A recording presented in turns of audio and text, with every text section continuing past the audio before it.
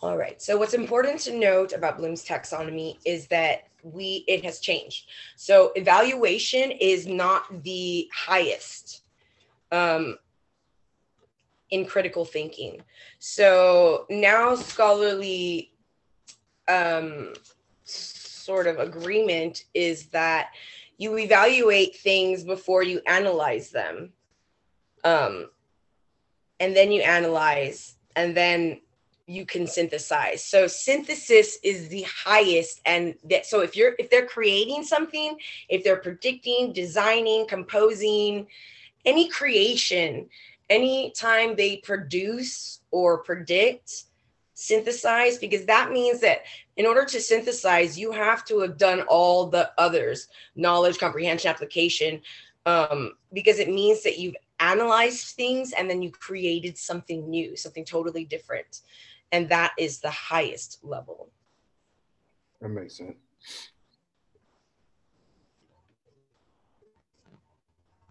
Okay. This is important. The formative. Before or during learning. So pop quiz, observations, and I have on my board behind me, I don't know if you can see it, but I don't think you can. But formative forms your instruction. It forms it. So you could give a pre-quiz before you start a unit to see what the kids know. That forms your instruction. It forms your planning. If you know that they don't know anything about sedentary rocks, then you're going to have to cover that, even if they covered it last year, because you have to reteach it. So formative happens before and during. That's it, before and during. And so you can have both informal and formal formative assessments during the learning. You can have informal, like conversations. I can have a conversation with a student and them tell me, oh, well, this is what I thought of the reading, and me know that they got it completely wrong. They didn't understand it. So that's an informal assessment. I didn't have to give them a quiz. I just talked to them and they got it all wrong. Like I have to reteach this because, or you could discuss as a class and then you would ascertain it that way. And you would know, you would be assessing the class. Now these are informal and you wouldn't take a grade for them, but they would be assessments that develop and modify, that push instruction. And that you would use to evaluate the students' learning to see, am I doing this correctly? Like, and there's a lot of teachers that don't even do that because which is shocking, because you can't get better if you don't after every class be like, how did that go? Did they get it? Like, you know what my goal was for today? If you're not doing that self-assessment, and that the state wants for the students to be self-assessing and they want for us to be self-assessing, like, did that work for everyone the way that it should have? And if not, how can I make it better? So next you have, let me tell you about the formative. So you can have an essay, which is a formative. It could help you modify and develop learning. So then you have summative, and that's in summary after all the learning has taken place. In summary.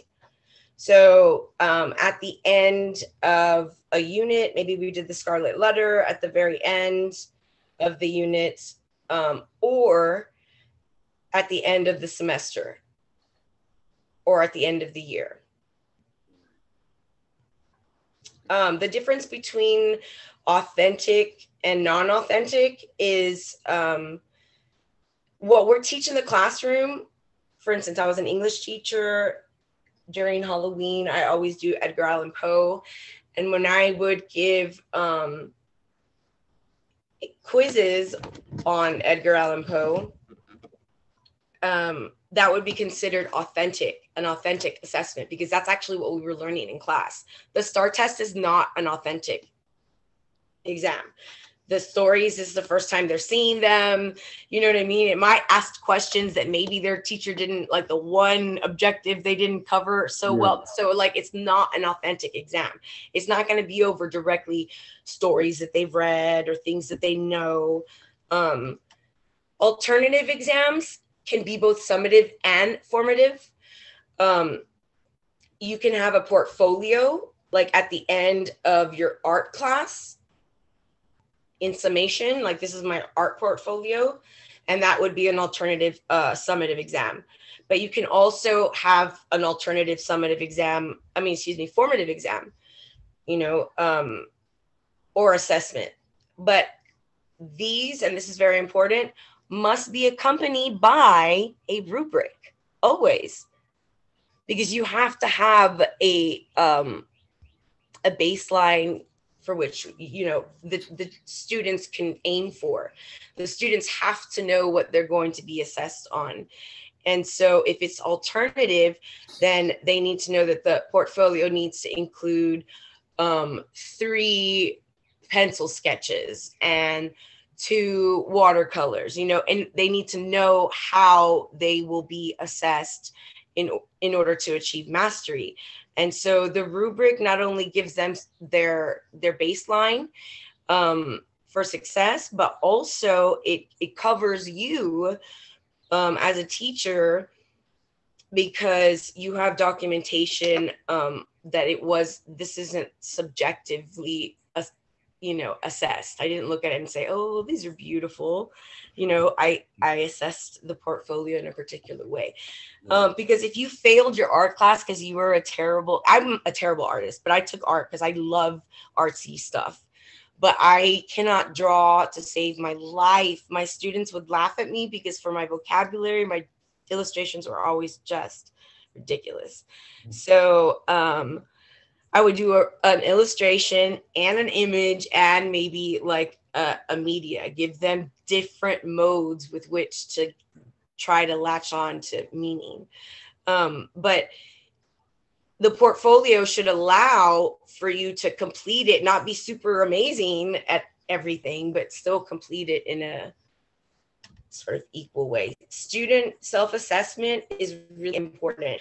And there's the buzzword always gets used on the exam. It's called metacognition. Have you seen it? Yes, I see that.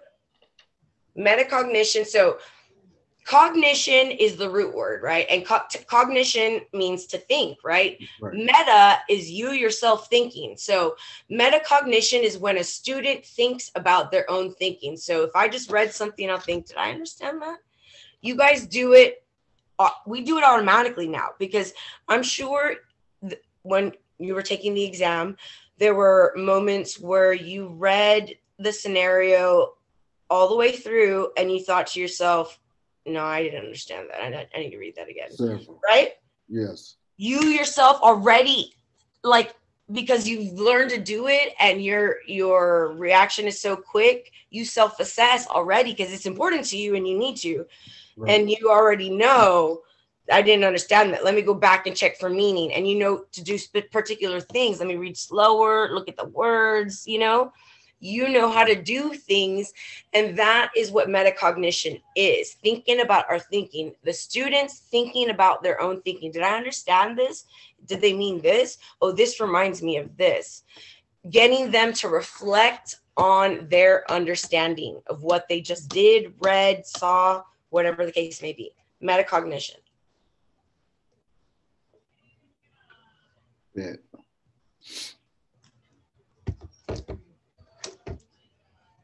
Yeah, any of those questions.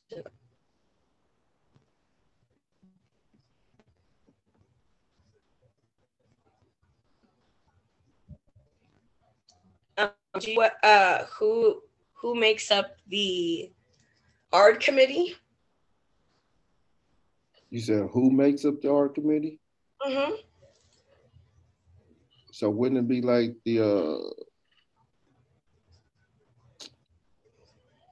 I don't know who makes it up, because I kind of get confused on that too. So special ed program, think of special ed like a really big umbrella. We have people with disabilities, severe disabilities, minimal disabilities, temporary disabilities like 504. If you break your foot, then we provide services for you because your foot is broken and you're disabled in this way. So they're under that umbrella. But so too is GT, because that is a different type of special education. It's not just special education for deficiency. It's special education for those that have, advanced needs as well. And the art committee is made up of an administrator, the special ed teacher, and one regular ed teacher. Yeah, genetic teacher, yeah. Right. A general education teacher. That's right. So that is who must be in attendance, Gotcha. along with the parents or the representative.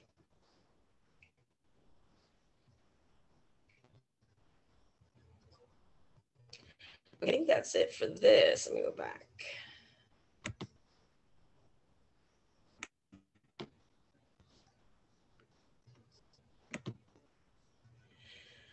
Okay, well, we didn't get a chance to go over to look at these, but I'd like for you to take a look at them later. Let me just open one up really quickly and see which one it is I want for you to look.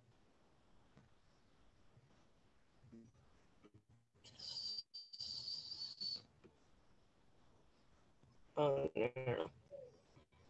This is not the one.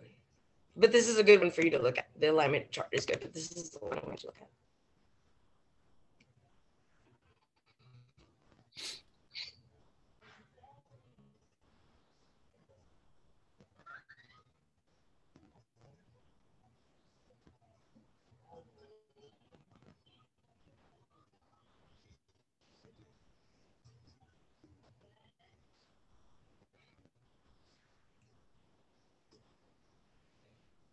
Okay, so I'll match the global definitions. Little or no English ability, that's beginning. Intermediate is limited ability, simple language structures, high frequency vocabulary, routine context.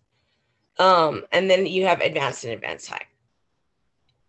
So this is listening.